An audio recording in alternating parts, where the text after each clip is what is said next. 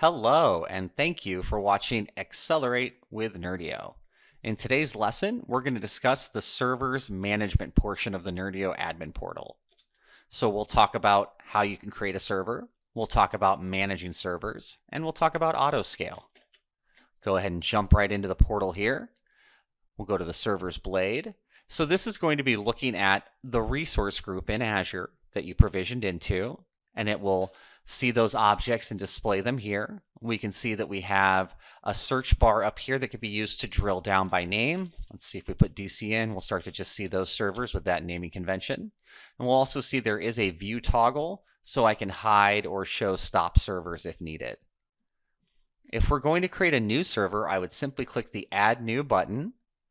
We'll see that we can name it, and let's just call this SQL. We can choose the underlying server OS. This is coming from the Windows Store. So let's just do 2019 Data Center.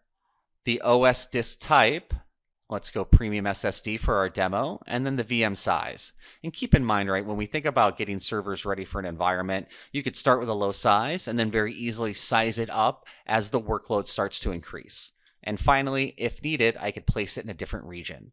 So we'll go ahead and just hit cancel here. If we were to have hit save, what would happen is it would create that server in Azure as well as join it to the underlying domain and enable RDP access.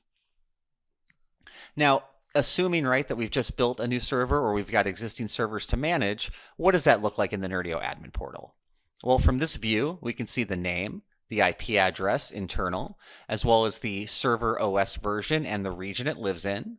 We can supply a description so we know what that server's doing. And then we can see the current server size. And with things like the B series, we'll be able to see the credits that are banked versus consumed. If we need to change the size of the server, we simply click that edit button and we can choose a new series and size. And if something isn't available, it will actually tell you that in the admin portal. As you can see, I can't hover over these other B series. If you do make a change here on size, it will require a reboot and it will notify you of that. Similarly with storage, I can see the OS disk, and if I have data disks, those will appear as well. I can see the size and type of disk, and I can go in and modify it if needed. The great thing here is it will also grow or extend the Windows volume if desired. And then we'll see we have some management drop-downs, right? In the case of this powered off server, we have the option to start it. And in the case of these running servers, the option to stop it, as well as restart, add additional disks like the data one seen here, and even manage its internal IP address schema, right? I can put it in one of my two zones. I can modify whether it gets dynamic or static IP addressing. And keep in mind, right, this is all being done at a DHCP level from Azure. Go ahead and hit cancel. And there's also this great generate RDP file option. So by default, right, we completely lock the environment down for security best practices. So no RDP ports are open in the environment. So if I click generate RDP button, it's going to see my internal address, or sorry, my public address that I'm coming from. And it's going to create a rule on the firewall for this amount of time, allowing RDP port to be available from that address, right? So I've securely opened RDP access only from myself, and it's going to close it after a certain amount of time. If you check out our firewall video, you can learn how to create permanent rules if needed, but this is a great and secure way to allow access into the environment from a single location.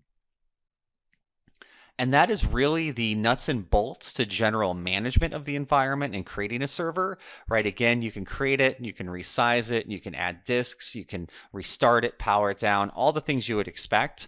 One other feature I want to quickly talk about is autoscale. We can see that here at the dropdown.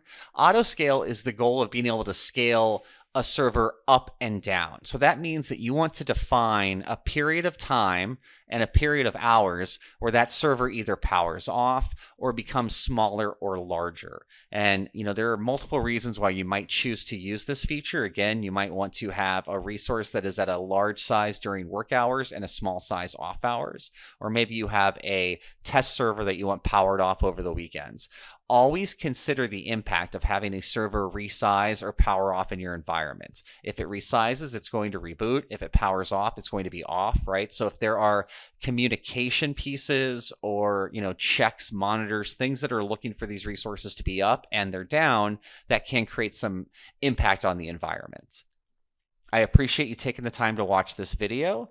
And as always, check out help.nerdio.net for other information about our product. Have a great day.